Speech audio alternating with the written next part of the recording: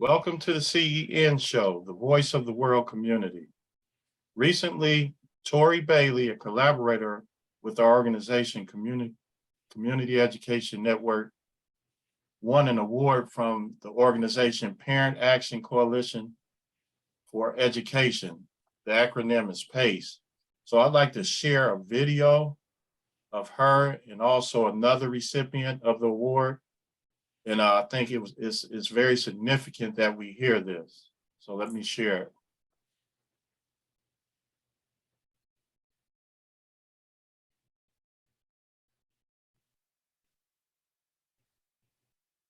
Let me make sure I have the volume on. Okay, good, it's there.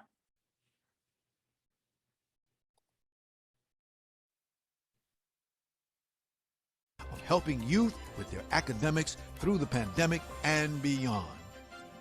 Please welcome Frejane, an extraordinary lyricist, actor, and all-around entertainer who is letting her light shine in the entertainment industry with the confidence as a veteran who has been performing since the age of 14 to perform at this year's 2022 Glory Awards. Frejane is pursuing her lifelong goal of creating a school that offers performing arts lessons to underserved youth.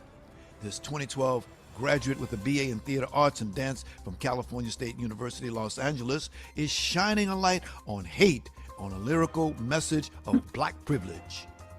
Hello, I'm Frejane. I'm from South Los Angeles, and this piece is titled Black Privilege. I remember there being a meme going around asking something to the effect of if there was anything considered Black privilege.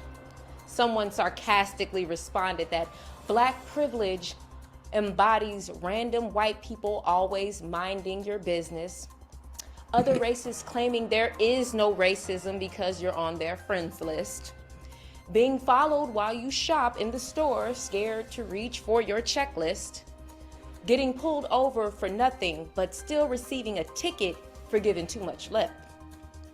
Black privilege is being drafted into wars to fight for freedom, freedom you don't even get to experience, praying to God for your enemies and waiting for their deliverance. Black privilege is being told you're ugly while others emulate your appearance. Black privilege is embodying resiliency and perseverance. Black privilege is building a nation and still being considered a second-class citizen. Imagine building a house from its foundation and can't even live in it.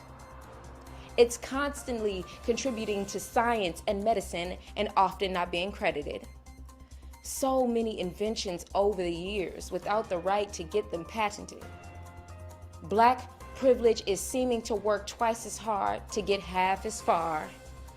Black privilege is driving something nice and the cops thinking it's a stolen car. It's having a neighborhood full of liquor stores met with opposition when you apply for your liquor license for your bar. It's having beautifully melanated skin being compared to that of tar. Black privilege is hunger. Black privilege is poverty. Black privilege is discrimination. Black privilege is a novelty. Black privilege is being treated as a peasant, but knowing that you are king. Black privilege is being met with opposition for almost everything. It's the fact that not only we are discriminated against by our white counterparts, it's the fact that other nations of color look at you as if you aren't smart. The joke essentially was that Black privilege equates to racial discrimination, which is an utter shame because we built this dear nation. All in all, I'm certain that my melanin is heaven sent, and I am sure there is beauty in this Black experience. Tori Bailey is receiving the 2022 Glory Award for shining her light on the plight of homelessness and especially the policies and procedures being followed for housing the homeless. She has been diligent as a community activist and has political prowess. She's a recognizable representative in the Los Angeles community, and she has made a difference for helping the helplessness and the homeless. And for that, we, Parent Action Coalition for Education, PACE, we honor you with the Glory Award for your great works. Thank you to PACE for acknowledging me for this wonderful Glory Award. PACE is a no-nonsense newspaper that brings information to the community as well as education, and it's just such a wonderful paper to follow. I've been following it for a while. It's been since 1995, I believe, and so I continue to keep everyone abreast in the community of everything that I'm doing to help others and advocate for the people, the community conduit. Again, I'd like to say thank you, PACE, for acknowledging me and the work that I'm doing in the community. Thank you. Dr. Thorne.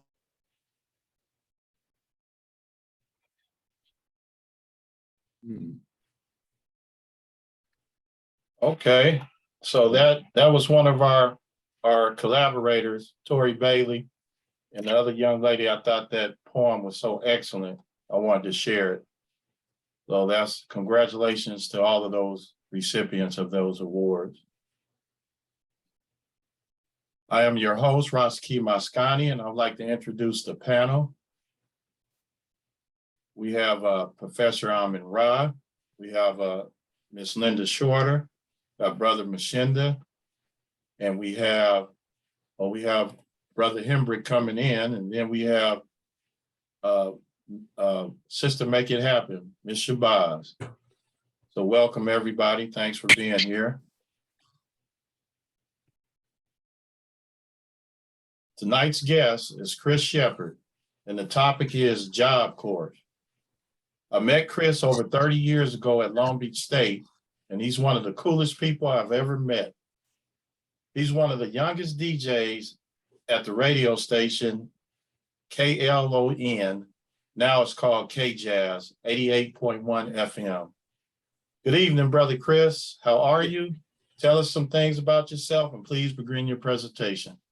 Okay, hey, thanks a lot. And, thanks for inviting me to this platform to share something that I think is very important to, the Black and Brown community in general, that furthers education and vocational skills training in the Job Corps program and the cost that's associated with it. And we'll get into that in the presentation. As far as the background is concerned, that's part of the presentation, so I'm gonna bring that up. Okay, I'm gonna share my screen. I hope all this stuff works out well. All right, let's see here. This is what I'm gonna get into right here. Let me share this. I want to present it in this format, and let's hopefully this will click in right now. Okay, here we go. Job Corps, operated by the Department of Labor, Employment and Training Administration. Chris Shepard here.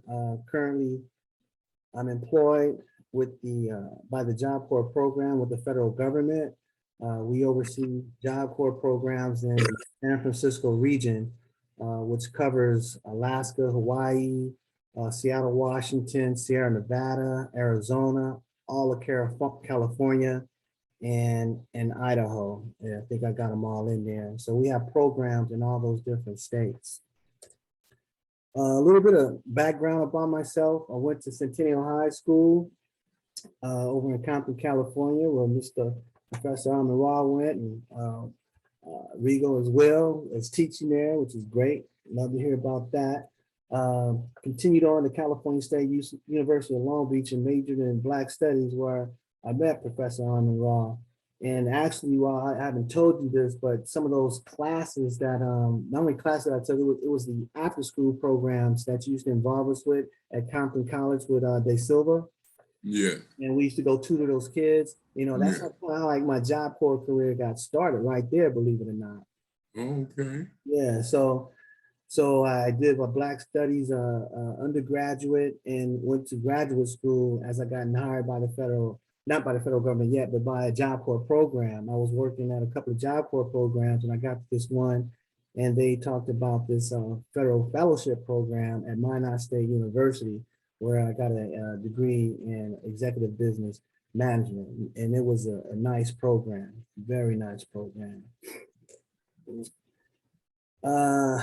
As the host said, I worked at the jazz station on campus, FM 88.1 KLON. I had a magnificent time there, met a lot of great people on campus. I was still a student and, met the staff there, they were great. Met this lady from Europe. She came in and she started a Eurojazz radio station. So I had the opportunity to be sponsored by Heineken. I was flying to Europe during the summers, staying in Amsterdam and the Netherlands. I was going to jazz concerts, North Sea Jazz Festivals, emceeing some of the concerts. Had a great time. All that came to an end when I left Long Beach State and I got into the Job Corps programs. And I started out the Los Angeles Job Corps, which is downtown LA. Moved from there to the Treasure Island Job Corps in San Francisco on that island, that in between San Francisco and Oakland. There's an island right there, and they have a Job Corps center on it. And then I had to come back home to Long Beach and participate in that program, which was very interesting, which was very good. And that was the Long Beach Job Corps program. And now here I am, currently with the Department of Labor, Employment and Training Administration, Office of Job Corps as a contracting officer representative. And with that being said, Job Corps is a process, and I'm gonna go over some of my responsibilities. So as we get into the process, you'll see how important those responsibilities are, and that's why I wanted to cover them. So my roles and authority, as it stands right now, I have oversight of the region's share of a $1.7 billion national federally funded program, okay? And that's education and vocational skills training. And the program offers so much in this process. I serve as an active participant on acquisition workforce panels for goods and services. It's targeted towards an audience to accomplish, it gets accomplished through a procurement activity. So on this panel that I serve on, we actually put out requests for proposals, interested parties send them in, and this is more of the contracting aspect. And we go through the proposals, determine who we're going to select to actually run a program. Let's see, I gotta move these around so I can see my slides. Back up here. Okay. I monitor high-risk firm fixed price with price adjustment contracts, communicate process improvement plans to support academic and vocational success, governed by an objective federal outcome measurement system. We call it OMS. And that system measures how many high school diplomas, how many job training matches, TABE gains. It measures a lot of different information that the Job Corps program accomplished, and they do it region by region, and then there's a national summary of all the different regions involved. So this information is tracked, it's pooled, and is definitely monitored for additional funding if needed. I serve as the federal government's quality assurance oversight delegate, ensuring corrective action plans are developed, executed to improve accountability, deliverables, and performance. Again, a lot of responsibility. Specifically the finances. When it comes down to the actual career technical training and the other aspects of the program, it goes by a whole different measuring system. So I serve as the technical liaison between the contractor and the contracting officer, and that's why I'm the contracting officer representative. And I have authority and responsibility over all aspects of the contract, except change the terms or conditions and obligating the government. Now, the terms and conditions can only be changed through what they call a modification process. There's bilateral and unilateral modification processes in that contract environment. There's no handshakes, there's no emails, there's no I got you. If you don't have a contract modification and you're working outside the guidelines of your contract, that can equal trouble.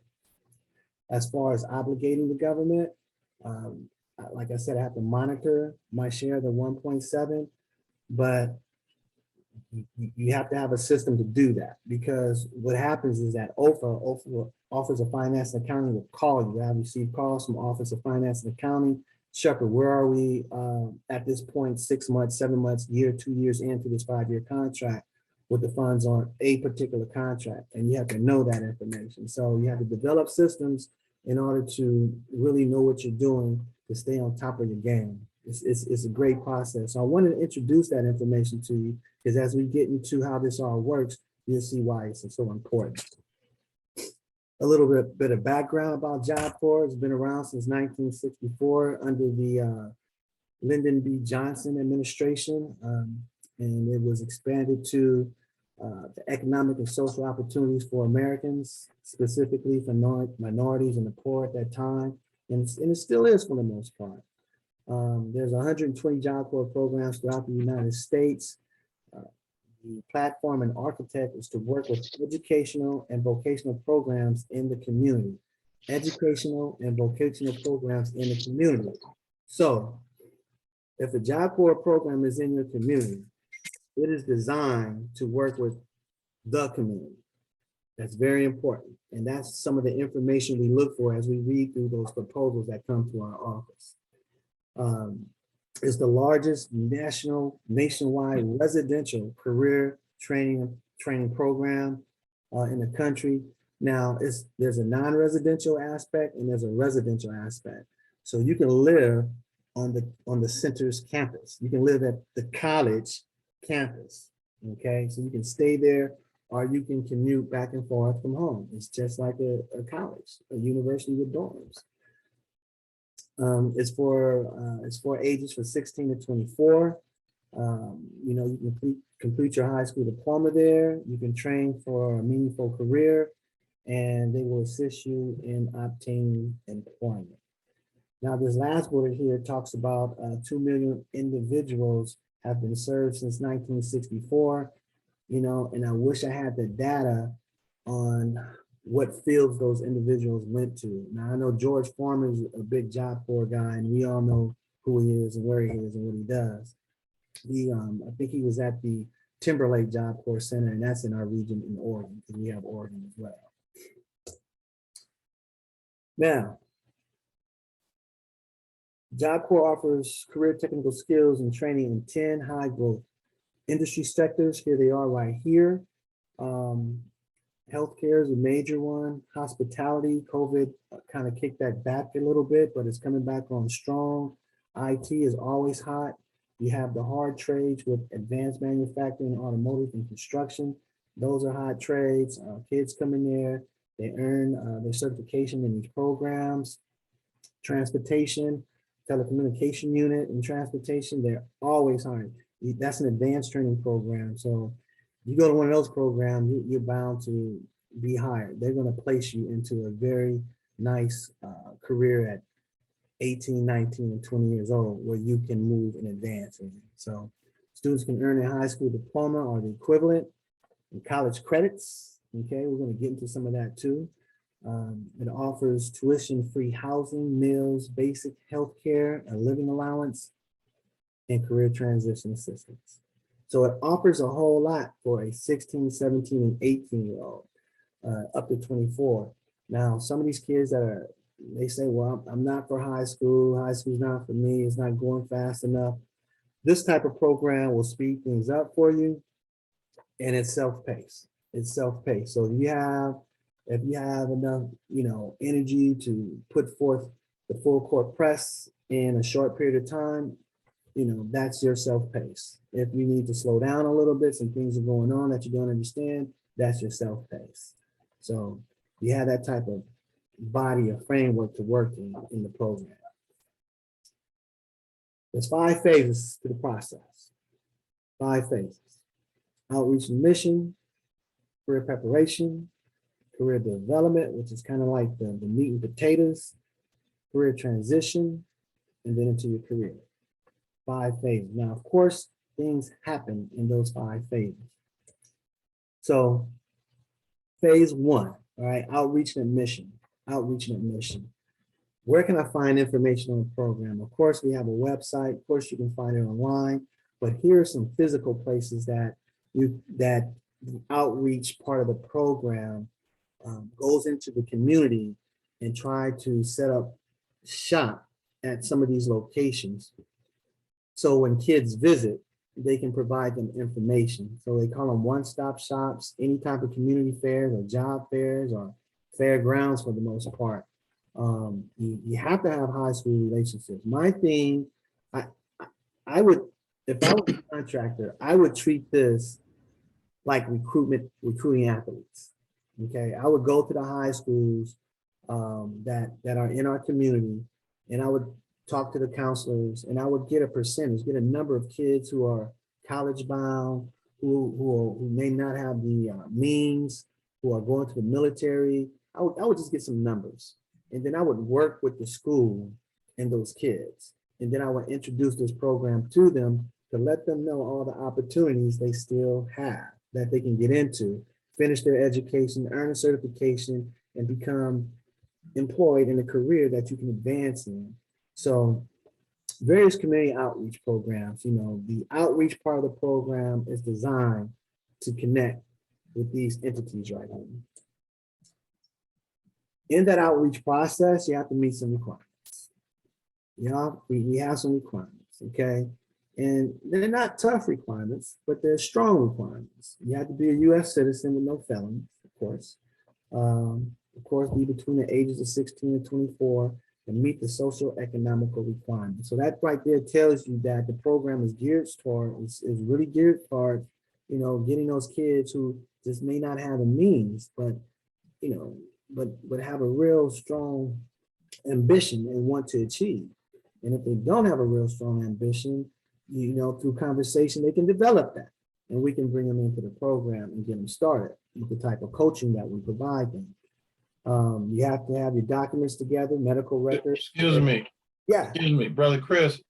Can you go back to meet social economical requirements, kind of elaborate on that? Okay. Yeah. So you have to fall in. You can't be living in Palos Verdes or Beverly Hills. Okay. So you have to be in a social economical environment in your family means. So if you're over a certain threshold that by these social economical guidelines that you have the means to do things, then you may not qualify for the program. However, though, let's say you are on your own. You're an individual on your own. You're 21 years and on your own, right? So now you're self-proclaiming and you can be eligible for the program. That kind of clears it up a little bit. Yes, that's good. And here's a perfect example. I had a kid call my office, and this kid, and he was going to the Oregon program, right?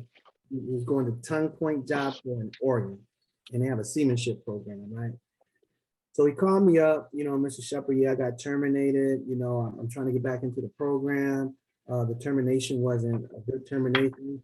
And so I'll get in that too, that zero tolerance process, but I want to tell the story because you mentioned social economics. This kid, make a long story short, he was let back into the program because it was a wrongful termination for something they couldn't prove that he did. And the evidence didn't add up to him doing it until they searched the cameras later on, then they found out what happened. However, I said, where do you live? And he told me where he lived. He not knowing I'm from LA, right? He's telling me all these environments. I said, well, how did you get involved in Job Corps, right? He said his grandfather was a merchant marine or something like that. And at that time, his grandfather had put things in a trust for him and his family, right? And he and his mother weren't doing real good, but that trust kind of gave him a place to stay, right? Gave them a place to stay. And he told me the address. And I said, that's Rancho Palos Verdes. I said, what are you doing in the program? And then he gave me the story about his background, his mother.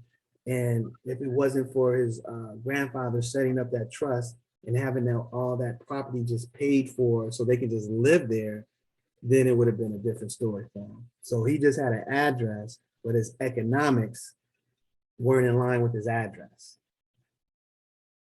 So he was one that stayed in the program and did well.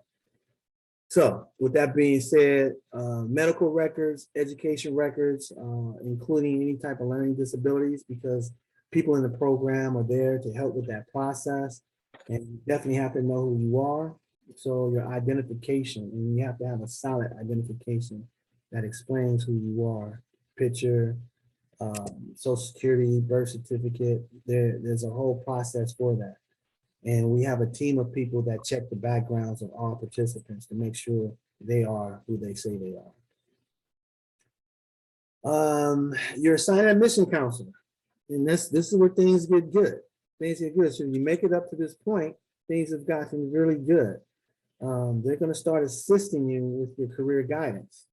Okay. And once they start that process, you're kind of like on your way. You're going to select your program, which job corps center you want to go to. That's based upon your career technical training program that you want to take. You're going to receive an arrival date. You're going to receive an arrival date. And you'll be on your way to your program. Now, that's through outreach and mission. And then we get into career preparation. Career preparation. Now, you got all your paperwork, got your arrival date, you arrived, you're on site now, and you're a residential student. Now you got to go through your career preparation process, which is going to be 4 to 6 weeks long. First thing you do, you're going to meet the folks who came in with you, and you're going to be assigned a residential room. You may be assigned that room prior to your arrival. Okay, you're going to have a bank account established for you doing CPP. That's because they receive a stipend pay, and instead of the government giving the kids a check or cash like they used to do, it's all routed to their bank account now. So kids have a debit card. So they're starting a little credit building process. You're going to meet with management staff, and they're going to go over the rules and guidelines, and they're going to discuss the ZT policy. Rules and guidelines, that always seems to get people caught up, but you have to know how to operate within the program and knowing who the people are. And with, top management coming to talk to you, they understand that, okay, this is pretty serious. We don't have just line staff in here. We have the directors coming in, managers coming in, letting us know about the program. During career preparation, you're going to go through academic TABE testing. If you come in with a high school diploma, you'll still be tested, but they need to know where you stand. You're going to explore the careers. You're going to explore the careers. So you're going to visit each career technical training program that the center offers. Is it on center or off center? You're going to visit them all. And those were those 10 high industry vocational skills training programs that we went through. Those are just some of them. You're going to develop a personal career development plan, which is now called the Pathway to Achieving Career Excellence. And this is where the rubber kind of meets the road with your direction. Each kid is going to go through this process, and after they figure out what direction they want to go in, which was already discussed during the outreach and mission part, now we're going to document it thoroughly in the program. So everyone here can pull it up in the system and know what direction you're headed in. So if I have to go see a staff member, that staff member can pull me up on their computer and see what's going on with me. If I'm talking to my career counselor and I want to change the process, that happens later on in career development. Or it can happen now if you change your process during career preparation, which would be more advantageous. That information, once you go through that process, you're going to complete what they call a pathway achievement record. Now, that pathway achievement record has benchmarks. Remember, this is self-paced. So if those benchmarks have to change, it's not a problem. They can change. The objective is to get you through the program with all the assistance that you need to get that done. In career preparation, you're going to be assigned your career counselor. And that's going to be very important because that's the person that you're going to receive direction from if you have any questions. Is your career counselor. And after that, you're going to be transitioning to the next phase of the program, which is phase 3, which is from career preparation to career development. In each transitional phase, you meet with a panel to discuss your transition. Now in career development, you're going to be in this part of the phase for at least 7 months up, depending on the career technical training program that you sign up for, right? You're going to meet with your career counselor and panel every 60 days to make sure you're on track. Remember, self-paced. So if something's not happening, we need to find out why. We need to set some short-term goals to reach that long-term. We can do that in a discussion in those panels. And that's where that PAR comes in, to ensure you're making those goals. You're going to be assigned to your academics or your career technical program, or both during your career development stage, because you've already discussed that in your career preparation. So you're going to be assigned to that now. Now, while you're in this part of the program, and you're going through, let's say you're going through, I don't know, airline mechanics or something, they offer that training program over at the Texas region. And you can participate in a work-based learning program off-center that's geared towards your training program. And while you're participating over there, of course, those are skills gained. If they have a pre-apprenticeship program, you can qualify for that. And of course, these are resume building skills, hands-on resume building skills along the way. So that's called a work-based learning. And like for office administration training program, you can do that on center, because there's a lot of office administration things taking place on center. If you're in facility maintenance or HBI, Home Builders Institute, there's all type of construction programs taking place on center that you can participate in as well for work-based learning. So in that process, you're going to earn a recognized industry certification that's related to your career pathway. We try to get everyone to get their OSHA certification because it's kind of universal for safety. And it's good to have that on your resume as well. As you go through this process in these 7 months, 7+ months, you have an opportunity to transfer to an advanced training program. I think I want to transfer colleges now. I want to transfer in colleges. So that's an advanced training program. Let's say I completed CNA or LVN at this program. And now I think I want to go do a X-ray technician program at another job that's offered at another job corps center, right? So I get to transfer to that advanced career training program, on the advanced training program to another job corps center. Now the advanced career training is college, it's straight college. And we know that junior college, you can go there free, but there's still cost behind it. Whatever you decide to do here, there's no cost associated with you. The cost is associated with the program. All this, the cost is associated with the program, not the person that's participating in the program. Okay, so you've gone through all that now through your career development, your 7+ months, whatever your career that you selected, you're doing well in it. You're advancing in it. You conducted some work-based learning. You got some hands-on experience. You've been building your resume. You know, you did labor market information doing CPP. So that's going to be introduced to you again when it comes to your transition stages. So nothing is going to be new. I've been meeting every 60 days with my career panel. They've been directing me on what direction I need to go in order to get all this done. I ran into some roadblocks. I met with my career panel. Okay, every 60 days, we handled those roadblocks. I'm feeling pretty good right now. I'm feeling pretty good. So I achieved my certifications. I earned my certificate in my career development training program. I'm feeling good, you know. So I need to make a decision. Do I want to do an advanced training, or do I want to go into advanced career training, into the college educational program? So after I make all those decisions, at the end of the day, I'm going to meet with my transition panel from career development to career transition. Now, I'm polishing up things.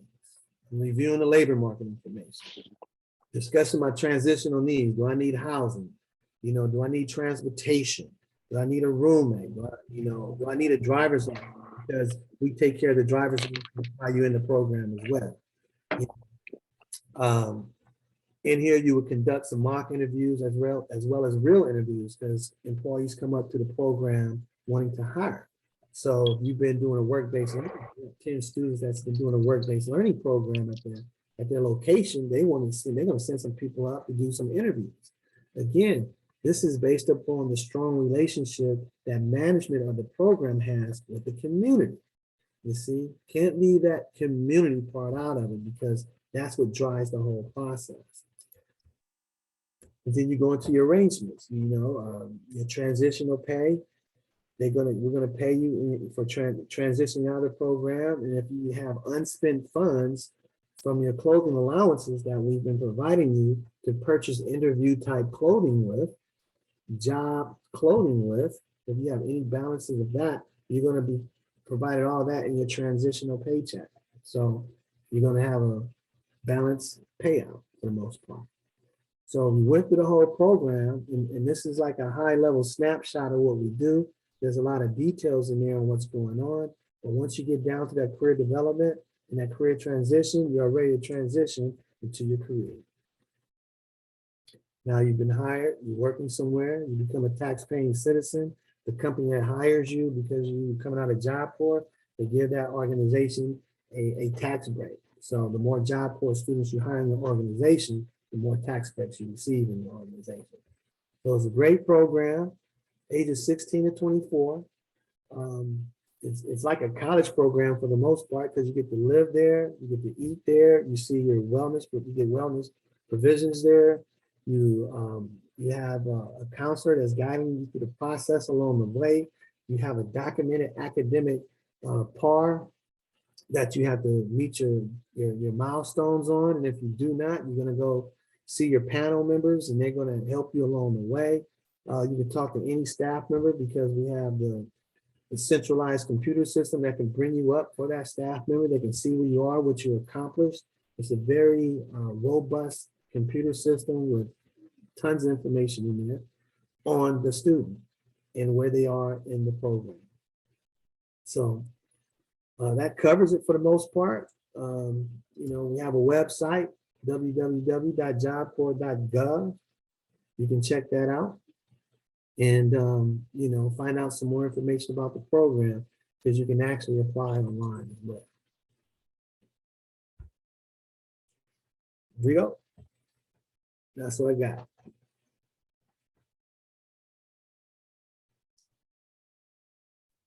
That's excellent. So we're gonna go around to the panel. Oh, okay. So we'll start with the ladies first. So we'll go with Linda, Sister Linda. Hello, you're on mute. I'm here. I was just trying to write all these notes. Okay, you have any comments or questions for Chris? No, but Chris, I'm glad you talked about Job Corps this evening. Job Corps has progressed tremendously. I'm loving it. Yeah. Because I was back there almost 25 years ago. Okay. You attended one of the Job Corps programs? No, actually, I worked for Job Corps. I was a work experience coordinator. Oh, okay. Okay. Under Mr. Coleman. And we didn't have any of the levels that you talked about. So I'm so glad it's moving on up. Loving it. Yeah. Yeah. Now, what Job Corps program did you work at?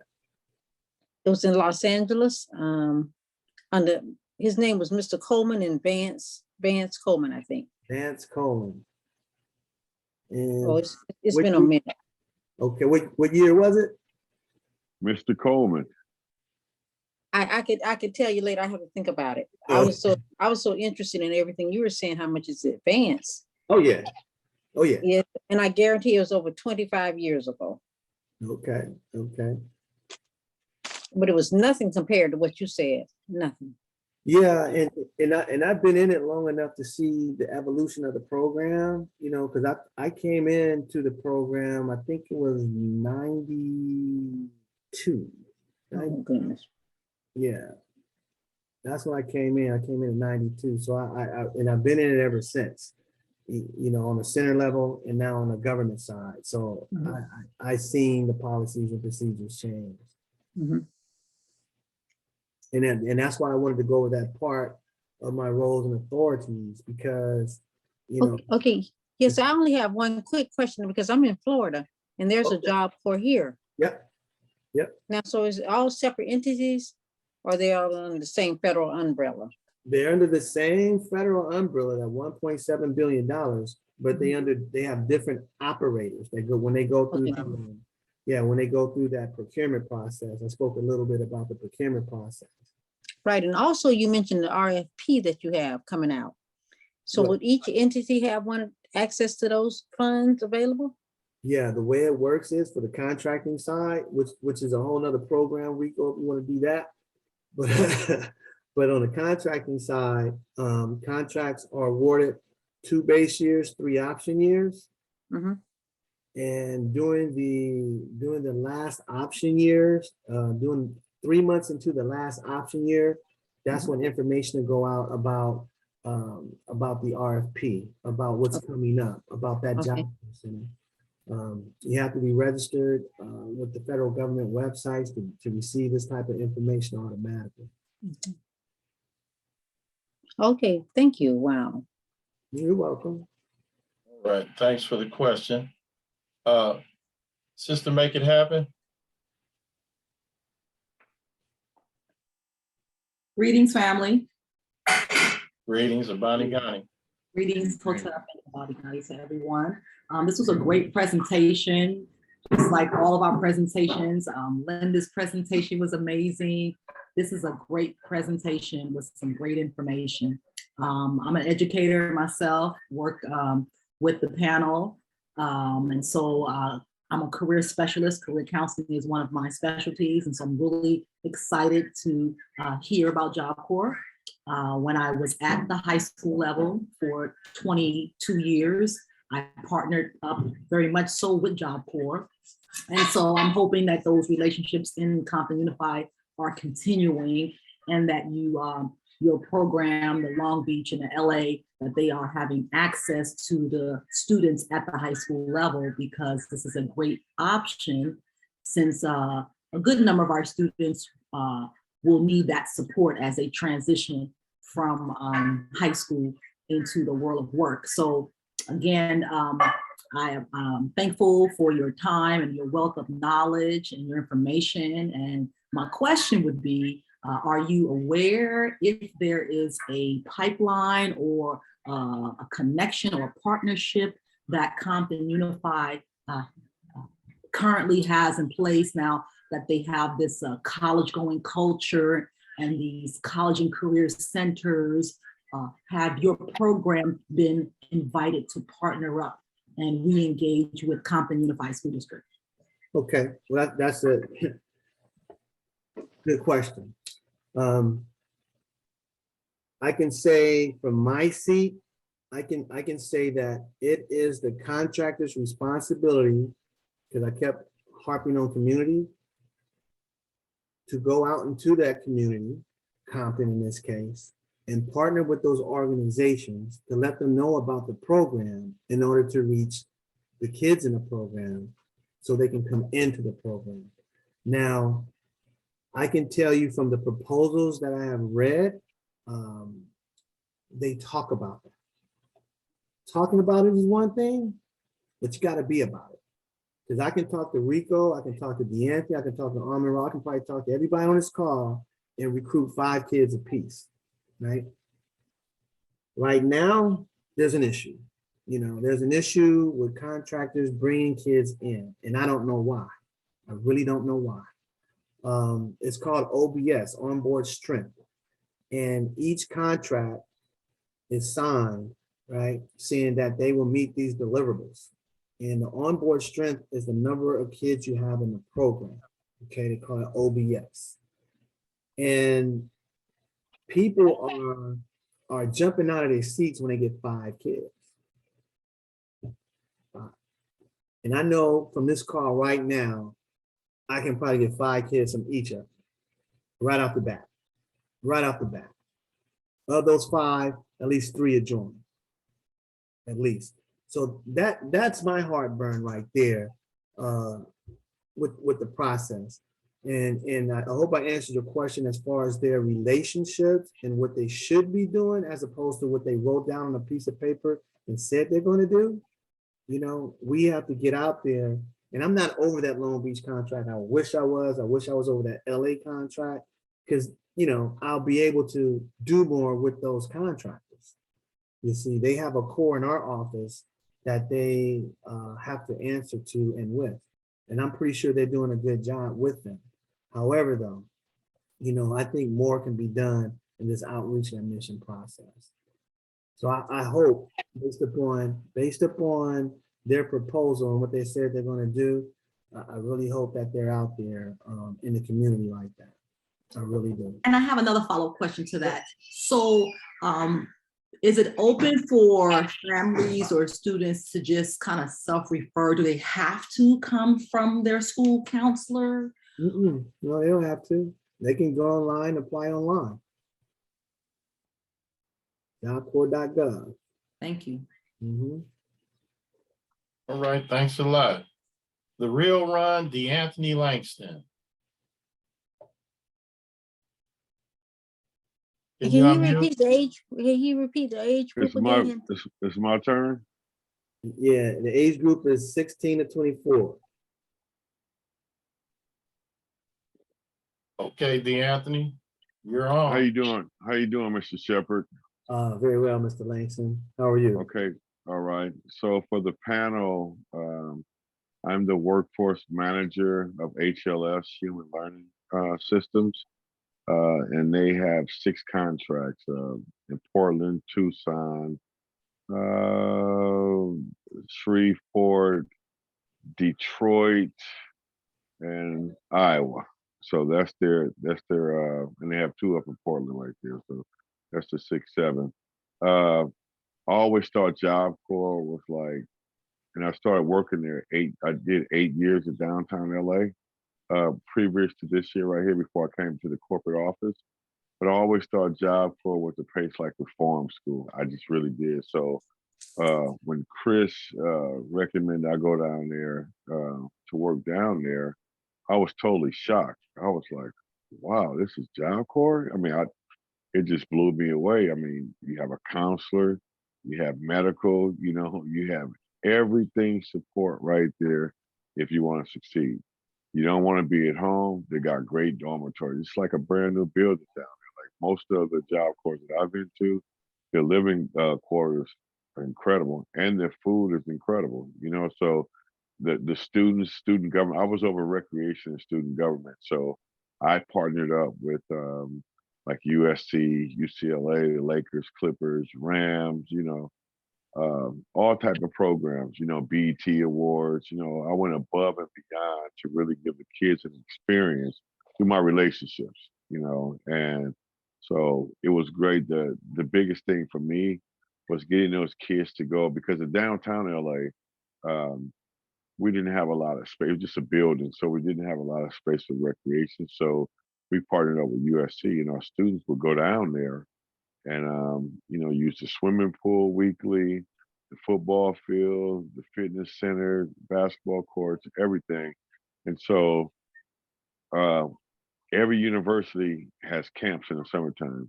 So they would hire the best kids from where they get paid, and the other students would do volunteer work because they still need community service.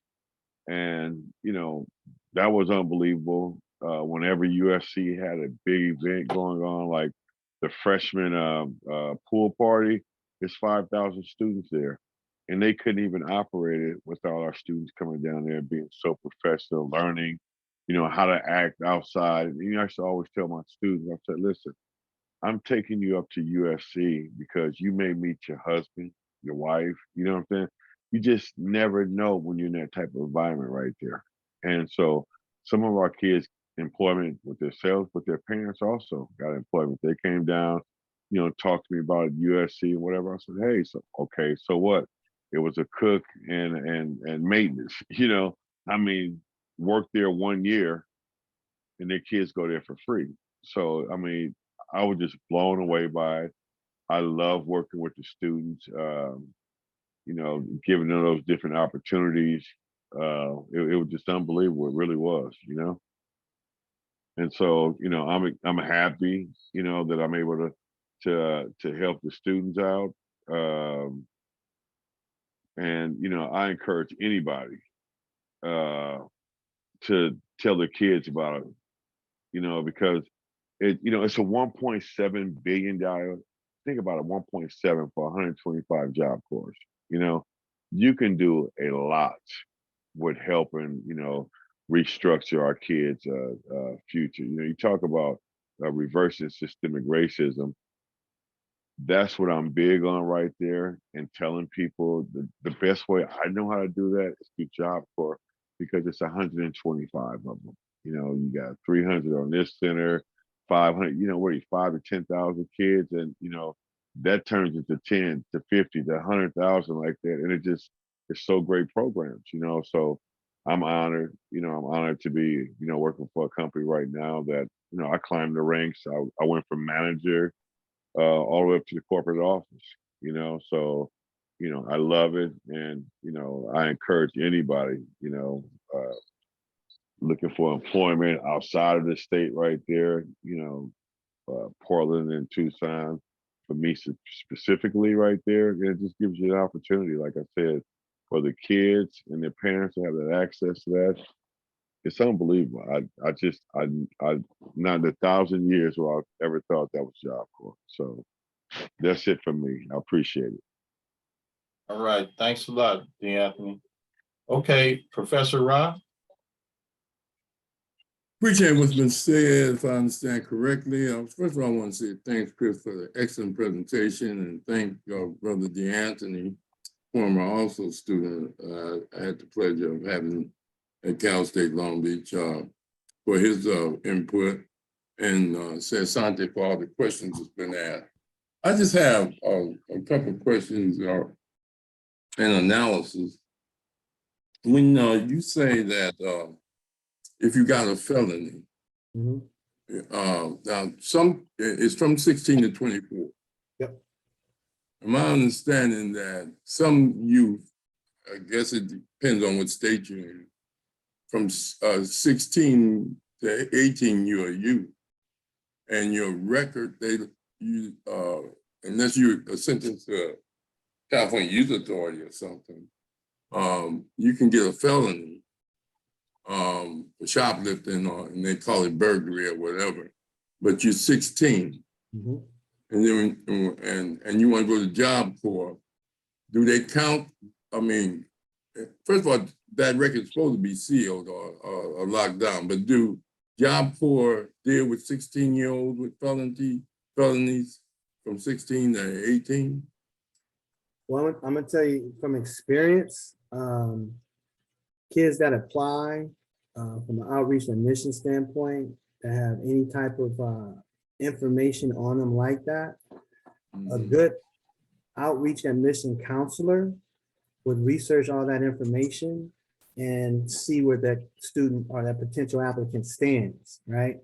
So yeah, the judges, there's been situations where judges have leaned towards the Job Corps program when kids are in situations that they can't get out of, right? And someone from the Job Corps, like that AC counselor, will go in and speak on behalf of that kid and talk about the program. And there's been situations where things have been reduced to misdemeanors. But again, a person that, you know, the reason why I'm asking that is that my understanding, juvenile offenses don't count. And when you say 16 and 24, they're not supposed to count them because you go to juvenile, they call it a detention center. Right. To determine if you can go to a camp or go to probation or go to a placement home. But they still have to put that information down. That's my point. Yeah, they would have to put it down because it's going to be researched and found out anyway through the background check. Okay, now secondly, do the enrollees have to sign a contract with Job Corps? A contract, now, it's an agreement, right? It's an agreement saying you're gonna. All contracts are agreements. Yeah, it's not that kind of agreement though, Raw. You can leave. You know what you're signing for when you come in. The agreements that you're signing for, that you're not gonna like do all these negative things. Remember that career preparation period? Yeah. When they come in and management comes in to speak to you, they tell you all the do's and don'ts. Well, actually, part of that is security. And when security comes in and speaks to you, they're telling you, hey, we're a drug-free environment. And when I say drug-free, because I just went to a location. We had that discussion. And when we say drug-free, it's drug-free. And I don't mean if you purchase something in a state where it's legal, right? Because when you come onto a Job Corps campus, there's signs there that says no trespassing, you're entering federal property.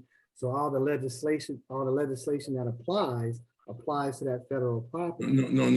What I'm asking is there, when you recruit youth, Yeah.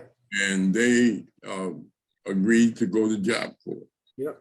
there's a code of conduct, I'm pretty sure, and understanding Yep. of behavior expectation and rules and regulations. I'm not talking, I'm saying that, you know, that type of orientation, as you say, comes from the counselors or whomever as they're being recruited and or they enlisted. But the point is that, you know, there's no, and I'm not looking for a binding contract, but just an agreement, like you said. Okay, now the other question is, what's the attrition rate as far as annually? How many start? How many, how do you track those that have been retained? And then how many drop out? Well, the dropout rate is I would say dropout is fairly low. You would have to do something because we have a disciplinary process that you have to go through. Right now, you know, I can come back and I can have data for you, so much data for you. You just give me the questions. I can get you all the data. We have a system that tracks all that. All right. Okay, now what about your population breakdown from an ethnic standpoint? It depends on what center you go to. Some centers are high in the Anglo-Saxon population. Some centers are low in the African American. Some are high in Hispanic. It depends. I mean, what I'm saying is they're all under one umbrella. Yeah. Is there a breakdown from the standpoint of all of them put together? Yep. What ethnic groups or racial groups make up the Job Corps? Yep. Regardless of where they are. Yep. That data is out there, and like I said, we can have a data call. You know, you got my number. You can call me. I can give you. No, I'm not. I'm just trying to get clarity. Oh yeah. See, when you say Job Corps, see when they started it, you know, back in 1964, you know, we was running, you know, it's supposed to stop poverty. It was part of the major war on poverty program, and it was one of the major three ones. And so when you get to Job Corps, you know, where it's located. As Linda was saying, you know, when they first started out, you know, the whole recruitment concept, because 20% of the population was designated poor in 1964. And that's why they started it. You understand? And so, you know, I mean, you know, I'm looking out for Black people. You know me. I'm just trying to find out how many Black people in the program, nationally, locally, and where is it located? Because when you say it's in Boston and Alabama and then here, but you don't say what city and what area, that throws me off, because if it's for poverty program, let me put it like this. I'm in Compton, I grew up in Watson, right? Watson County. I haven't seen a Job Corps office located in the community, even though they say they deal with the community. But I'm not saying there ain't something to do it. Have recruitment stations, but I'm talking about operating with, you know, and functioning locally in the community. All right. So no. Well, let Chris, let me answer those statistics for you real quick. It's 62% white, 62% white, Hispanic 17%, African American 12%. Reflection of the population. Where would are you looking at national or specific? No, national. Okay. All right. Like in LA, it's, you know, I'd say it's 40 Hispanics, African Americans, and then, you know, you have overseas cuts and Filipinos and Asian population. So it all depends, because in Iowa, you know how that's going to be. All right. Okay, the other question, quick. Then I'm going to let somebody else come in. You know, I can do this all day. No, I can do what I'm this gonna all do for day. you- But just one more question. Hold on, Rob. What I'm gonna Okay. do for you, I'm gonna get you the national breakdown. Oh, well, that way, I'm I'm gonna do that. I'm way past that. I'm way No. past that. I'm retired. I'm But I just get it want one for more you question. anyway. One more question. Yeah. Out of that $1.7 billion budget, how much is operational versus derivative to the students and to the welfare? Because you say you have a dorm, you have this, and you have that. Mm. Okay, now, and are there other supplemental funds that come in? And how much is operational from that standpoint? And how is it distributed? Okay, you know what? Watch this. Watch now. Hey, you know what? See, Yeah. you trying to get me caught up here. No, I'm asking you a question because let me tell you, I'm for Job Corps. I'm for getting these young people jobs and recommending that. I know a couple people that went through Job Corps. That's not it. But I just know that there are a lot of programs take up a lot of operational money, staff, supplies, office space, all of that. I want to know what percentage went to the operational cost versus the job training and, and things of that nature. That's all, but if you ain't got it, good. Hey, Chris, we have an operator on here. Yeah, I know. I'm about to get to Benji in a minute. But I'm gonna tell you, Rob, the operational cost of it all, it depends where the center is located.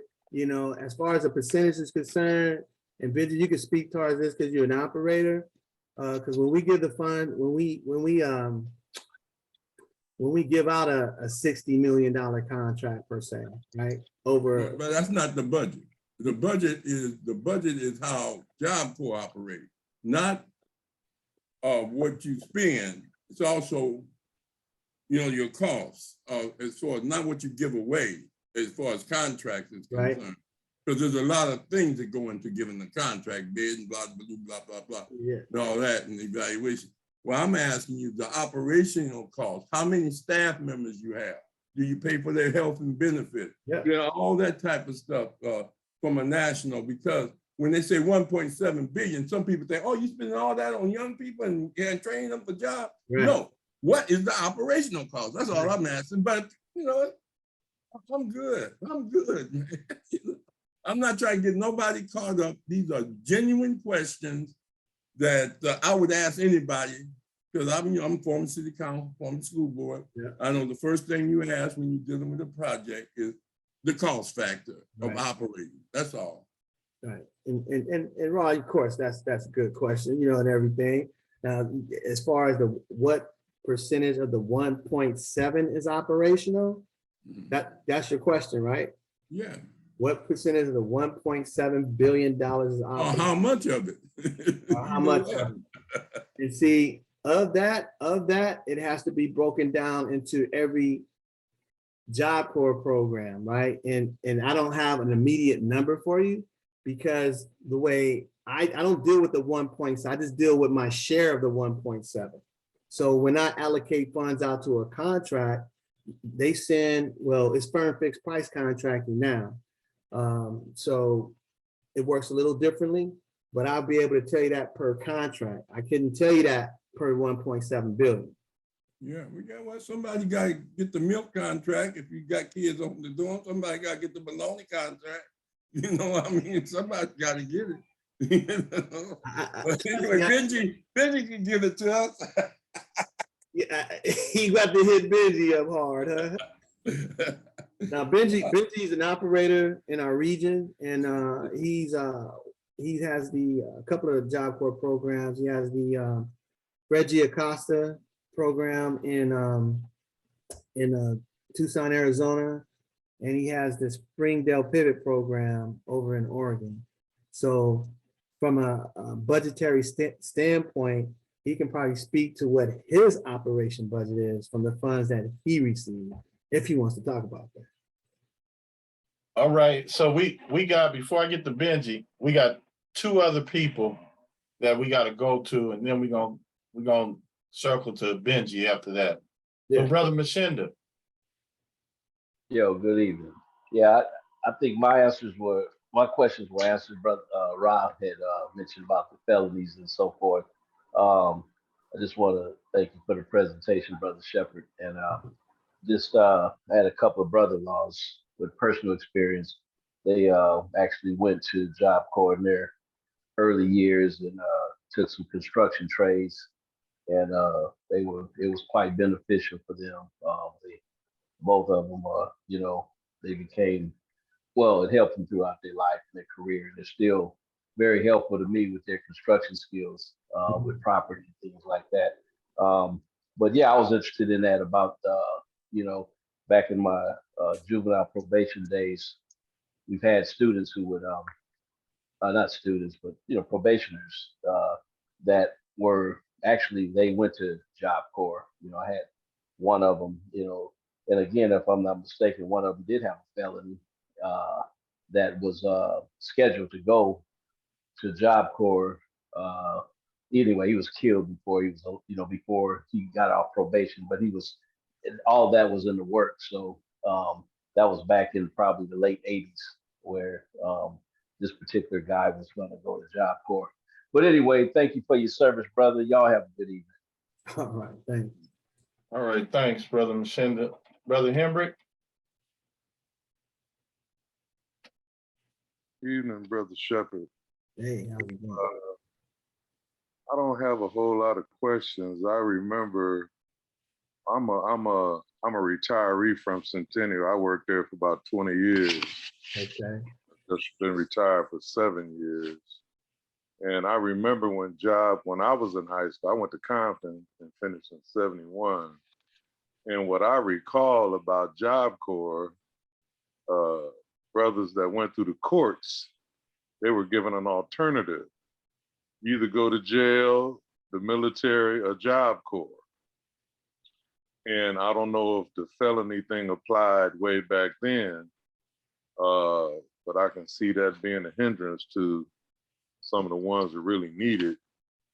But I can see how it'd be beneficial. They can get out of the environment, housing and all that is taken care of. Some of them are real sharp. Yeah. Just need the chance. But they got to get away because the pressure is still there as long as they stay in the area. Yeah. So at one time, did they accept people that had felonies back in the early days, or do you know? Back in the early days, I couldn't tell you about back in the early days, but what I do know and what I have witnessed is when you have a good outreach admission counselor working with the kid and going to the court system and speaking for the kid, I have known about judges to reduce charges because this kid was going to Job Corps. If they didn't have a murder or a rape or anything like that, some robbery, things like that, yeah, I've witnessed that. I've witnessed that. So, but if the kid already has been given a felony, has no chance of getting in, he or she. Well, I wouldn't say they don't have a chance if they have a felony. I think you always have a chance. You just need somebody, you just need a good mouthpiece to go in there and speak with that judge, depending on what the call is on you. Whatever that F charge is, it may not be negotiable. All right. Appreciate you. That was it. Okay. Linda, I will get with you real soon. I'm gonna go ahead and let Mr. Benji speak. Mr. Benji? Hello, everybody. Yeah, I just kind of wanted to say hi to everybody. I missed your presentation, Chris, but I did just want to, I don't know where DeAnthony got his statistics from, but I can guarantee you, and don't hold me to numbers tonight either. I wasn't really prepared with data, but as Chris indicated, that data is available to share. But the overwhelming majority of students that are served in the Job Corps program are African-American, and even important also, and even the majority of the staff that work in the program are also African-American practitioners. And it does mimic the ethnicity, the breakdowns does sort of kind of mimic the regional location or the centers you take here. I live here in Atlanta, and you're taking the Atlanta regional region. all of the centers located in Georgia, Alabama, Florida, Mississippi, the African American population is over 90% of the students are Black kids in this region. And then, San Francisco will have have more diversity by just the function of it being the San Francisco region. Chicago predominantly most of our centers in the Chicago region and the New York region are homogeneous, serving predominantly Black students. So I think it would be somewhere in the neighborhood of 65% of the kids are African American. Yeah, that serves the program. And there are some felonies that a youth could negotiate enrollment into the program. I think sexual assaults, armed robbery, there are some felonies that are, Department of Labor is not as flexible, but they're individual. And then a lot now depends on when that event happened and when a youth was charged. If they were charged at 16 and now they're 18, and there just seems to be more openness and more flexibility. Good admissions counselor, like Chris said, sometimes the admissions counselor will support having the judge reevaluate that conviction, and so there is a lot more flexibility. And so it's best not to discourage a youth, but just present their case and see where they are now. But we're seeing more and more, more flexibility by the Department of Labor and allowing, students with those histories to come into the program. But actually, and also I just kind of wanted to say that all of our data is sort of skewed now with COVID and the, that impacted the Job Corps program like most schools and institutions, universities. And so the data around enrollment numbers and all that is sort of, is skewed. So you can't look at the last 12 months and get a real good solid picture of what's what. And now the program is open again and we're enrolling students and trying to return back to, the stable years of the program. But the last couple of years just been really unstable. But we do have a path moving forward, and it's just exciting to know that we need students, And I don't know, Chris, if there were some, particular questions around, for me as a center operator that I could answer. Okay. Yeah, Benji, like I said, Benji's one of the operators in our region. He has, as Anthony said, two centers. And, he speaks from two sides, an operator standpoint, being in the program for a while, has longevity in the program. I think you worked for 2 or 3 contractors, Benji, before you stepped out. Yeah. Mm-hmm. So now, Benji's been in the program for a while, he's also seen some changes take place. The COVID was a big hit, as far as decreasing the numbers of the program, and it's all based on numbers, to the point where we had to rethink our processes from the national and regional office as far as the funding is concerned of the program, and then switching over to a firm fixed price contract. There's still a lot of things being figured out with that as well. So there's a lot of variables in there, a lot of moving pieces, a lot of moving parts. But at the same time, we're open for operations, and we're looking for kids to get into the program. And that's what's driving the process. The kids are driving the process. Okay, Linda had a question. Linda? Oh, yes, I do. I want to shift gears just a little bit. And I wanted to ask about the young mothers, because you said your age range is 16 to 24, correct? Mm-hmm. Well, if you have young mothers, is there a policy or programs in place for the mothers? Yeah, some of the centers have childcare centers there. Mm-hmm. Yeah, so you get to drop your son or daughter off right at the childcare center while you're going about your day, and walk right over to the Job Corps program. And that's for a non-residential standpoint. From a residential standpoint, I think some centers have family centers. I think Oneonta in New York had a family dorm. I know the one in Alaska had a family dorm. because they had the child care centers there. So, you know, there's some options there too. Well, also, do you have programs in place like Planned Parenthood and tutoring and all type of other programs? Yeah. Those programs are available either at the center or through one of the community resources. You know, I'm sorry, Linda. I just wanted to, when I mentioned that the Anthony's data was really just based on the last 6 months of enrollment. I think, Chris, this is a really important point because coming back post-COVID, you're seeing more white kids enrolling into the program, but historically, the program has really served more Black kids. So I think so the data, the most current data is just reflective of the past 6 months, and you're seeing higher numbers of white kids coming back into the program. But that speaks to, you know, some of the cultural challenges that are within, you know, that's within our group, and just some of the concerns that are expressing themselves as we, you know, those kids were just kind of out there in the middle of COVID for, you know, 2 years. And I think that's concerning that as we ramp back up, we're seeing, you know, less numbers of African-American kids. So it means we have to just really be more focused in our outreach efforts to that population, because that number, the 62% of white youth, is definitely higher than it has been historically. And what I'm going to do, because Rob brought it up, what I'm going to do is I signed off my work computer. I don't want to sign back on because I'm at home. But tomorrow when I sign on, that's the first data I'm going to pull up for the nation, national data, and check out that breakdown.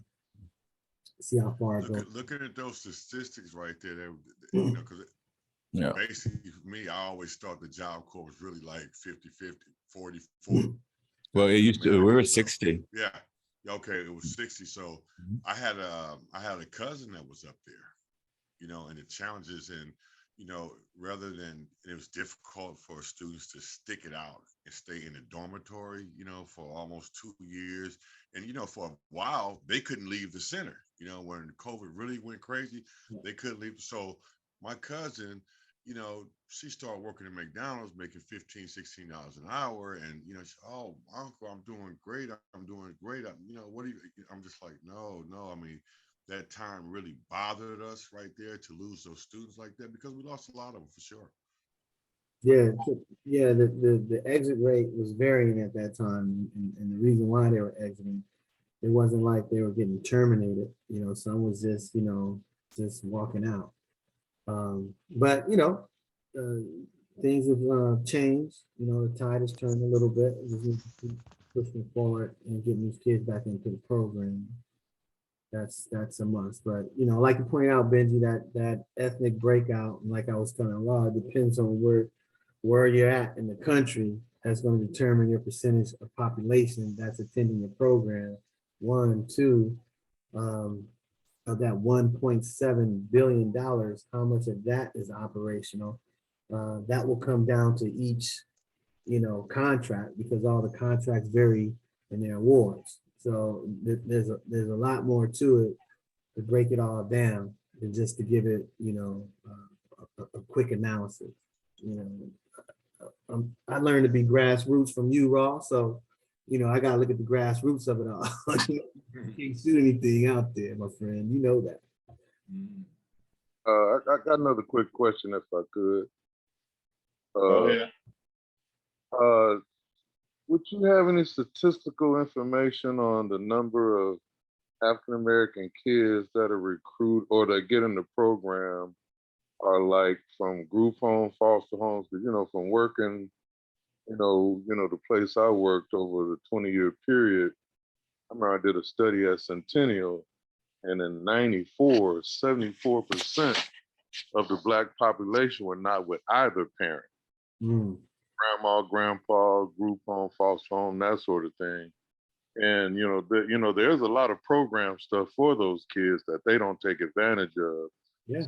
Curious to know Do you guys do any recruitment in that area? Do you have statistics on those type of kids that enter the program?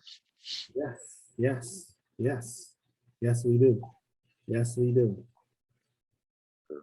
Definitely. Appreciate that. And that data is kept when the student is recruited with that outreach and mission counselor. You know, they're resourcing that information, identifying, you know, what program, if you're in a program that applicant came in, or how that applicant came in. So that information is being identified for sure. Also, I don't know if this was answered or not. I think Brother Ra asked the question. Is there an office in the LA area for kids here? Yeah, there's a couple of them. You have the Los Angeles Job Corps, you have the Long Beach Job Corps, mainly covering the Los Angeles area. Those two right there. All right. And inland is somewhere in the Southern California region. Yeah, inland. Well, inland is yeah, further east. It's further east. So, you know, you're looking at sharing Riverside out that way for the most part. That's where the majority of the Black school age kids are now anyway. Like I'm telling you, like I was saying earlier, man, I just don't understand sometimes what operators are doing about recruitment. I don't understand it sometimes, because like I said earlier, I can get 5 kids from everybody on this call. At least 3 of those kids are going to join. But, you know, Chris, our kids went to work, you know, and that work was not sustainable careers. That work didn't offer them what they're going to get by completing a trade and a credential in high school. But nevertheless, when we closed the program and they went, you know, virtual, so many of them went to work. And although it may have been minimum wage jobs or whatever, for them, it's revenue. And so recruiting to selling the program, having them, you know, it's time you to leave McDonald's or leave Walmart and come and get a sustainable career, get on a career path where we're really having to, you know, sell the program, because now we're recruiting them from their jobs and their economies and their income, no matter how big or small that is, still money. So our kids were having to say, hey, this is a better offering, you know, and then they couldn't stay when they were staying on the Job Corps campuses. But once they went home, the program closed.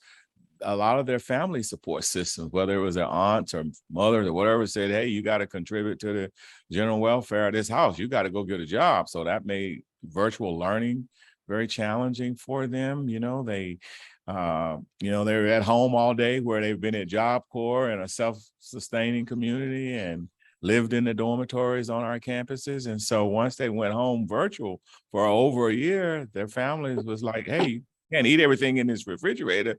You're gonna have to contribute to the general welfare. And that necessitated many of them being forced to go to work. Now it's time to come back to Job Corps. And it's like, I don't want to leave my job, you know? And so there are just those kinds of, you know, complexities and nuances that we're having to sort out. Yeah, and see, I can understand your approach from an operational standpoint, from a community standpoint, and from acting as if I'm recruiting for a college in the high school programs and bringing the kids up to the center to tour. To bring the kids up to the center to tour the program while they're still in high school and attending high school, because there's only going to be a certain percentage of those kids that are going to be attending any type of college or university. There's only a certain percentage, specifically our population. So I'm speaking of the ones that are still in high school, because that's where your future is going to come into the program. Now, if you're trying to recruit some kids that are working, that are doing things, that are contributing to their family, yeah, that's a whole nother dynamic. That's a whole other dynamic. They're old enough to make a decision on what they want to do and make it happen as is comfortable for them, because they're working with a different psyche now. But the kids that are just coming up through the process, Right. that need direction, that Right. need opportunity, those Right. kids are still in school. Right. In the population that we attend to, like I said, they are not. If they got 100 kids, I doubt if 10% are going to go to some vocational or college program or military. I doubt if that's 10%. So that's a whole nother 90+% that's eligible for our program. And that's, I'm speaking from that standpoint. I understand. Look, baby, I hear you. I hear you. You know, I hear you. I understand the standpoint from kids leaving the program that's already been in the program. See, and I think we need to switch the focus. In new markets, yeah, for sure. Mm-hmm. Mm-hmm. And I don't think that's happening on all levels. I don't even think that's happening at all. Like people, I talk to contractors and they tell me they have relationships with high schools, and sometimes I ask them to name them. You know, it's hard for them to name too. Okay, so DeAnthony, this is what DeAnthony shared with us. This is the information that he got. So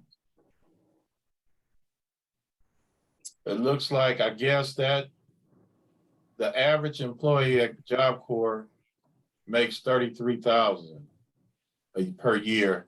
And this is information from July 2022. And for young folks, I guess 33,000 is not that bad. And since it's the average, that means some of them make above that. And I'm wondering if this is information that's They from become employees, not trainees. Oh, okay. Yeah. Yeah, the average employee. Okay. Thanks for that correction, Professor Rob. I have a quick question. Go ahead. Go ahead, Rob. When you say 16 to 24, when you get to their age bracket, and you know that, I mean, what is the target area? I mean, I know high school is one of them, dropouts and people that need a GED or something like that. You know, that's clean record, of course.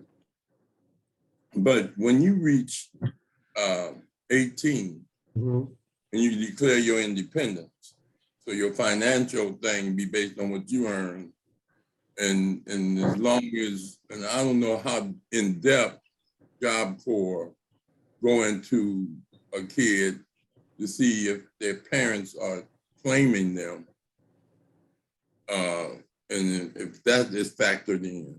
I mean, if they say they independent, they got to be either homeless or living somewhere where they're not being declared. And you know, I don't know if y'all go into income taxes, go into their Social Security to see what's happening. And that's one question. The other question is, you know, when as I said, that what is the age breakdown, not just the ethnic breakdown? Because see, what Biggie Benji was saying was very important, because the jobs, they're paying better at McDonald's now. Mm-hmm. They're even offering educational opportunities at McDonald's, Starbucks, all those places need employees. Amazon is hiring young people all over the place. And so that may affect Job Corps recruiting. I'm not sure if it is.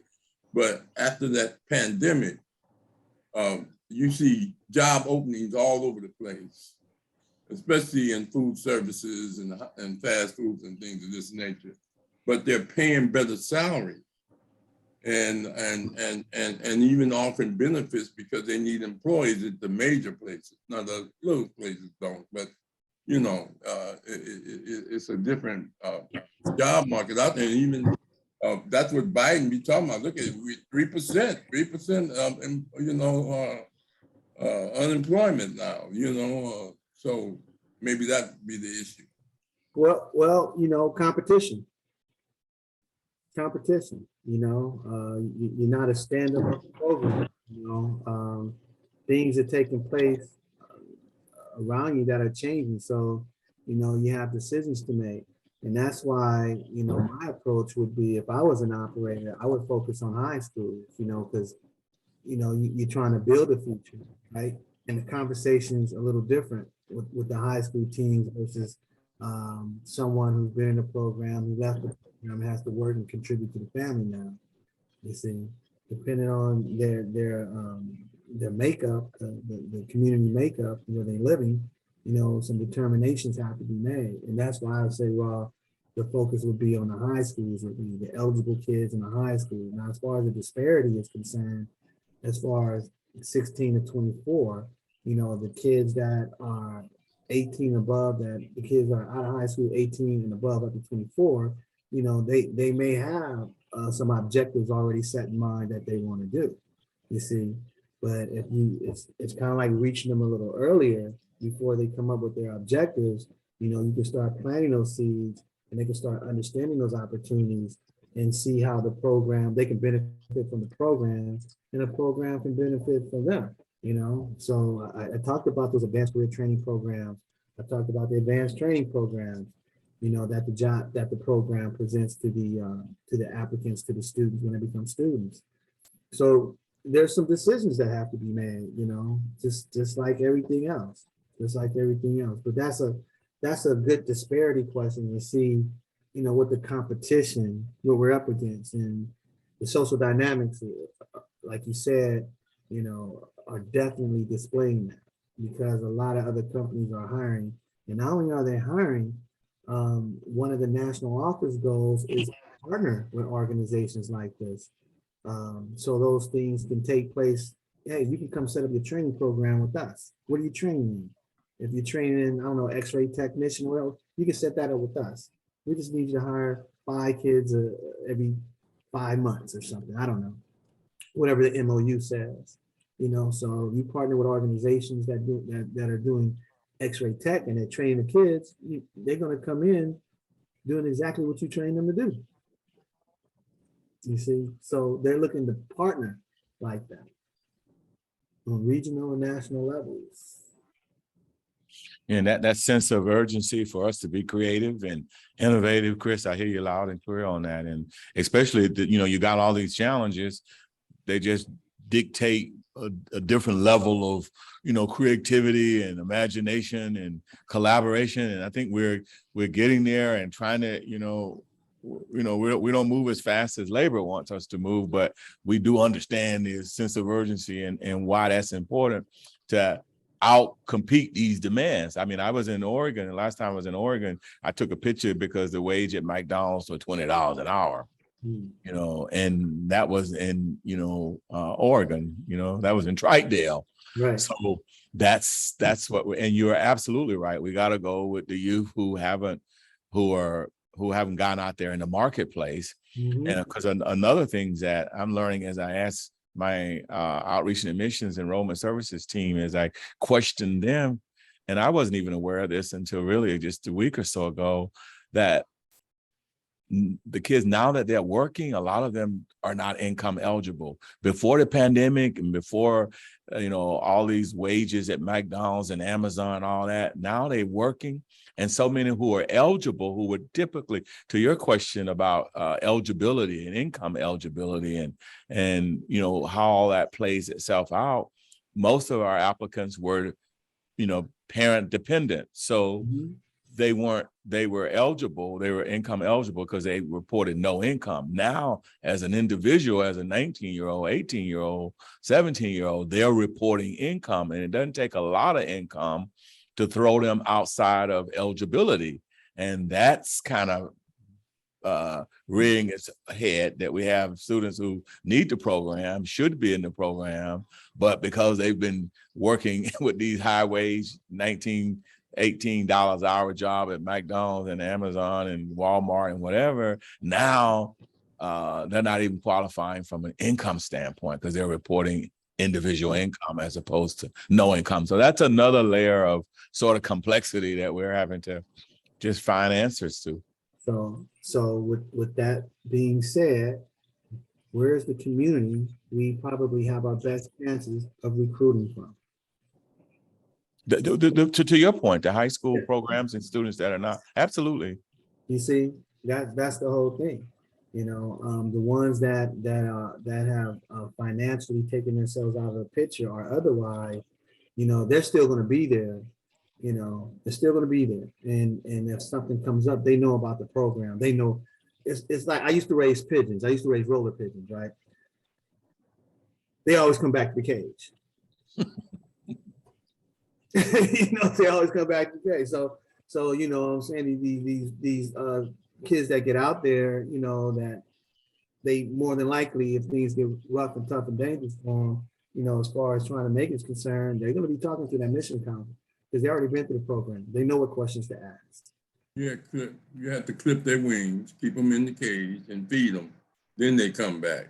But now they got to wait till another tax year because if they exceed the income threshold, they can't get in until they, go into a non-revenue status. Well, there's enough homeless kids out there. I mean, there are youth out there, but the population shift in urban areas is enormous with the influx of immigration. And, but when you say you have to be a United States citizen, that leaves a lot of them out until they get processed. But at the same time, the African-American youth, like you say, going to Job Corps for 7 months, 8 months, like going to jail to them, being with the restrictions and, probably no smoking, no drinking, no nothing. What I mean? Hey, Rob, say, hey, I'm free. I'm free to get high. Look, I remember one of your classes where you were talking about, Crips and Bloods were real hot back then, and they couldn't sit in the red chair. This dude didn't want to sit in the blue chair. I feel like I'm locked up in here. You gave us that whole scenario, some kids you was working with. Yeah. Job Corps, you see, they may come in with that conduct sometimes. And DeAnthony probably can speak to this. They may come in with that conduct sometimes. But if they don't connect with the right person, they're going to continue that conduct until they can get with somebody who they can trust. And you know the deal. Until they get with somebody who they can listen to, that's talking their language and trying to, redirect them. You're right. That's what they're going to think. And that's we program a whole lot of that out of them. We can program a lot of that out of most of them. The thing is, you got to have a right staff member do it. If you don't have a right staff, they see right through it. They see right through it because that's what they do. That's what they do. They see right through things. And a lot of that is done during social development, student government, recreational activity programs, art, music, finding different connections with the kids because you're able, especially this in the dormitories, like, you have a few hundred kids in a dormitory and, on every day on a recreation standpoint, you're going to deal with 50 of them, in a weight room, swimming, playing cards or whatever, a study hall, tutor, whatever, you're going to deal with them.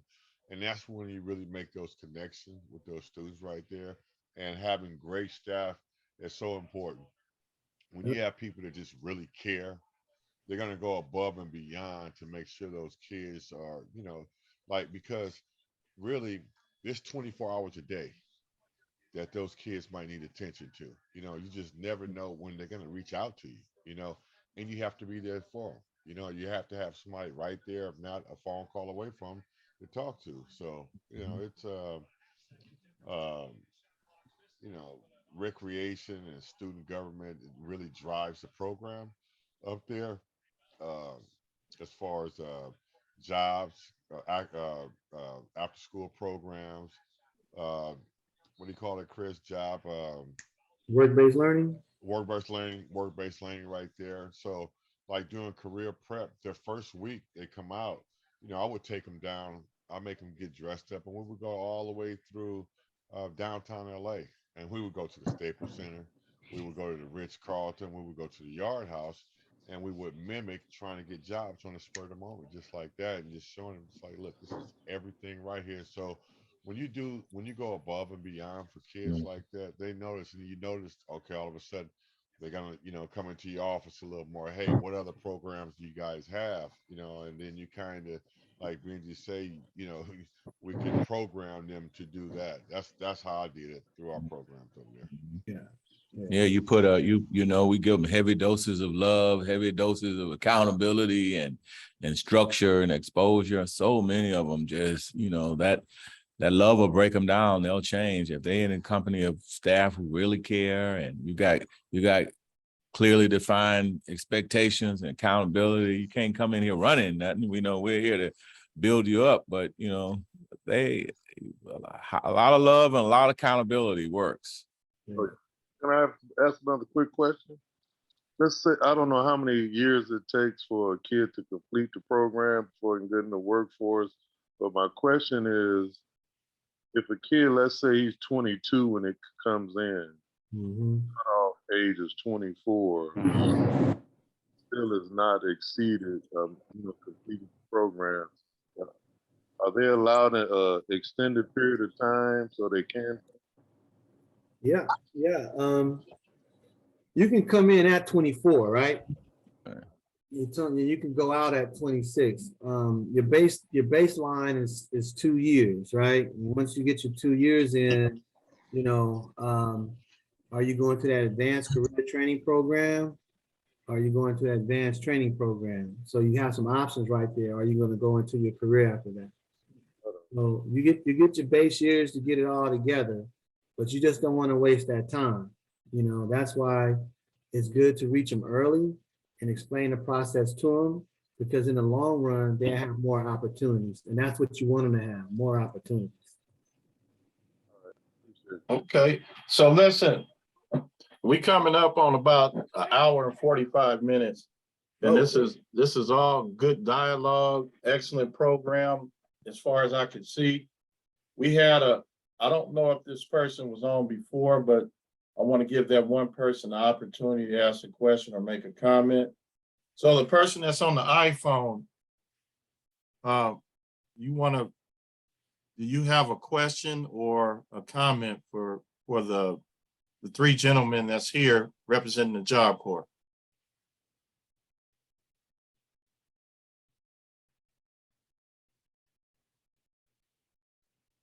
Hello?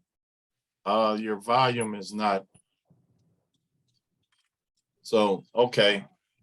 So, Brother Chris, you want to, because this conversation is extending, you want to do a part two? Give me a call, man. We can talk about it. Okay. Because no, it's very interesting, and it's definitely a viable program that can help a lot of youth. So yeah, I mean, this is what we're about, giving this information and having people access it, and they could dearly use this. Yeah, give me a call. We can work it out and make it happen. Okay, so the iPhone person, okay, I can hear you now. Oh my man, I'm driving, brother, and I'm listening. I know the gentleman that's on the call, man. Hey brothers, how y'all doing, man? All right. Right on, man. Right on, Chris. Right on, Langston. I don't have much, man. I want to get involved in the discussion. If I can just add one thing, and I think just listening. One of the things I would say is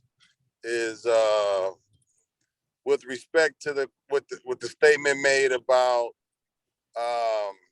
who we're up against when we're talking about Job Corps, and who the students are up against and who we're up against as an operation, and reaching these students, reaching these young people, and getting them to understand the importance of the career stuff and developing themselves. So we're talking about jobs out there that are paying young people 16, 17, 18, 19, $20 an hour. And we have to start really, really thinking about how do we get to the young person and getting them to understand, are they looking for the microwave career, that money that they want to put in their hands right now? Or are we looking for something that would have a lasting effect and that's related to their development overall, that's going to take them through the next step? I mean, yeah, they can go and get the quick Starbucks job or the McDonald's job or what have you, but how do we get to the young person and get them to understand the longevity and the journey and building themselves and building their skills and all that. So I think that's where we really got to attack that part when we're talking about building up the Job Corps program and getting the right kind of participants in the program, and really making it sexy to the kids. Job Corps kind of not so sexy because they're looking at wanting to see other things and things are kind of still antiquated a bit, but at the end of the day, it's the best thing going for a lot of our kids. We have to convince them of that. See, hey, look, Nakawa, let me tell you. Is that who that was? Is that who that is? Like Nakawa. It sounds like Nakawa to me. That's me. That's me. Yeah, that sounds good. Let me tell you, man. That's why I said you got to get them in high school, because see, you can tour them up to the location. They may not be wanting to go, but that's data gathered. Hey, what's going on? Why don't you want to join the program? What are we not doing to satisfy your need? What do you need in order for you to come in this direction? There's going to be clusters of kids with those same type of aspects that has to be answered. It's going to be a variable, of course, but if you don't have nothing to relate all those variables to, you don't have nobody touring, you don't have anybody coming up, you don't have nothing from nothing is going to leave you exactly that. But if you got those kids, man, they're still in high school, the seeds are beginning to be planted, they're beginning to take root, you want to be a part of that process. If you have a vision for a year, you plant wheat. If you got a vision for 5 years, you plant something else, but a lifetime, you got to plant people. 10 years, you plant trees, a lifetime, you got to plant people. So we got to get these people in the process, because this vision is for a lifetime. It's not for 5 or 10 years. And it's to your point, Nakawa. That's why I say you got to get them in high school. You got to tour that. That's your high school. Every high school belongs to Job Corps, is how I see it. Okay, that's how, because we're catering to those kids. They're here to get their high school diploma. Some of the school programs are changing into having some vocational skills training in their school. They're doing that in their school, the schools that can afford it, right? But the ones that can't afford it, that's where Job Corps comes in at, and say, hey, we got it for you right here. Don't give up. We have a whole program assessment guide that's going to get you through the process. We got people that's going to be looking out after you. They have to be dedicated people. We got people who's going to take care of you. They have to be dedicated people. And you just need that mentor. When we talk about mentors, that needs to really happen. That needs to really happen. Not just with the right. We got to have that with other staff members as well. That's embedded into the process. We have this thing called I talked about it a little bit, the MyPace program and the PAR, right? It puts all the staff members on the center on the same page with one kid. So that kid should have plenty of mentors around them, plenty. So we have a process. We need to execute it to the degree that it is being successful. And it's going to take good people to do that with the right approaches. So to your point, Nakawa. The average age. Right on, brother. The average age from a community college is 33 years old. When a kid come out of high school, sometimes they don't know what direction they're going to go in. And it depends on their economic situation. If they can go to community college and get financial aid, and be out and do the thing, you have to compete with that faction. Then you have to compete with those that want to help their mama if she's a single parent, or repay their grandparents or whoever they staying with. So they go out and get a job. I know I worked 2 and 3 jobs to help my family. I didn't want to, but I just felt like it. I went and got 2 or 3 PhDs, but I had to work, and then you forget. Sometimes a lot of these kids are having kids at an early age, and they have to get some money to try to take care of their children and stuff. So each kid is different. Each situation is different. That's the only point I'm trying to make. But I agree with the brother on the phone. You got to make it attractive. And I think one of the ways is to say, look, you go to community college, it takes the average student 5 years to get a 2-year degree, 8 years to get a 4-year degree. So, you say, hey, look, here you can come to Job Corps, and in 7 months, you can get a certificate, or you can, or in a year, a couple of years, you can get a certificate, and you don't have the academic stress that's put on you with GE requirements and math requirements and all those type of things. But when you said they got to get OSHA approved, you know, I mean, that's a whole new different ball game. That's, you know, Rob, that's one of the certifications, right? That's just one of the certifications, and they study for that, and they go through the process. They don't have to get it. It's just if they get it, if they're in a particular, they're gonna go into construction. well, yeah, that's what I'm saying. If they're in a particular career technical training program, yeah, that's just going to be a part of the process. But again, the point is they have the resources there to help them through that process. It's not like they have evening, weekend study programs. They have tutoring programs. It's embedded. It's everything that one would need to be successful can be in one place. Yeah, it's all inclusive. Literally all inclusive. Okay, well, brothers, this has been very informative, good dialogue. And look, we want to get all of you back and do it again so we can elaborate and you know, some more questions can be asked. But I think by you know, all of the participation, we came up with some strategies for you, Chris. So, you know, and by Rob mentioning the junior college and the requirements for classes versus 7 months, you know, those are good little, you know, pointers there. So right. this has been excellent. For the expert subject matter, Chris, today, to have Benji and have Nakawa, me, I'm rudimentary compared to those guys right there, to, you know, talking about Job Corps and spreading that word. And it's like, this is going to be available online. So it's great, man. It was really big, very informative, man. I'm sure everybody had a great time, and they're going to take that and try to get involved with Job Corps. That's right. Well, I'm an advocate. That's for sure. Yeah. So, well, Rigo, I know we talked about presenting to your class at school using technology. You know, that'll be an interesting thing because those kids are still in school, right? So yes.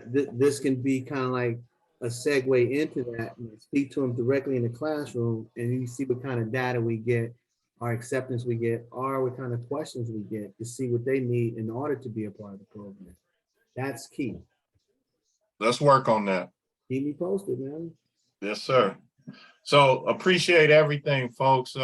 Professor Rob. Yeah. Who we got Monday? Reverend Smart. He's president of the Southern Christian Leadership Conference. We're going to be talking about that racism at Los Angeles City Hall with Leon or Dijon, the Latinos. They won't resign, and the union and all that. Reverend Smart marched with Martin Luther King. He's well known in Los Angeles for his activism, and just a great brother. So he's going to be one of the presenters Monday. That's beautiful. I'll get you the information so we can put it up. I'll get it from him tomorrow. Okay, so next week. We got a website, Southern Christian Leadership Conference. Okay, excellent. I'm looking forward to that. And then next week on Wednesday, we got Dr. B. And he's been on about three times. And the topic is canceling Kanye, obedient outrage in the Black community. So that's going to be interesting. Yeah, because DeAnthony and I talked about a little bit about Kanye before the show. So, okay, folks. Well, Chris, thanks a lot. Benji, the other brother on the iPhone.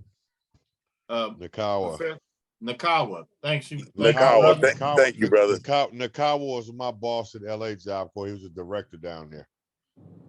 Okay, wonderful. We want to get him back on. We want to get Benji back on. We want to get everybody back on. Excellent. Okay, Professor Ra and Brother Hembrick. So each one teach one in Conscious Corner. All right. Everybody have a good evening. And good seeing you, hearing you and seeing you, DeAnthony, and Y'all stay strong, stay black. Absolutely. Appreciate you. Understand? Black people rise. All right. All right, everybody. Good night. Hey, Rob, I'm gonna get that data